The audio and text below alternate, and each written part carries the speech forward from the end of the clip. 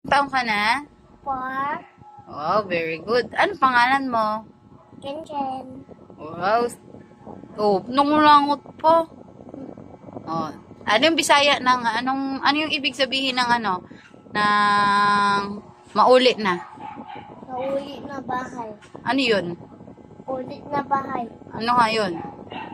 Ano ibig sabihin? Ano ibig sabihin nun? Bahay. Ano? Ulit na tayo bahay. Oh, ano nga ibig sabihin nun? Ulit na. Ano nga yun? Hindi ko alam Ulit na kasi. nga. Hindi ko kasi alam yun. Ano sa Tagalog yun? Ulit na. Maulit na. Ano nga yun? Ulit na nga, diba?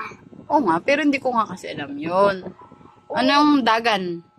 3. Oh, very good ah. Ano yung lingaw? Lamok. Oh, very good ah. Ano yung sudan? Manok. Wow! Manok ang sudan mo? Ano yung libang? Tae. Oh, very good ah. Ano ka ba? Tagalog, English, o Bisaya? Bisaya. Ah, Bisaya ka? Wow, Bisoyo pala yung baby ko. Kala ko Tagalog ka lang. Kala ko Tagalog ka. Bisaya yung Tagalog eh. Bisaya at Tagalog. O, bitawan mo yung chinelas mo. Ano ba yan? Nandiyan sa ika. Chinelas mo. Bitawan mo yung slipper mo. Ano ang Bisaya na lakad?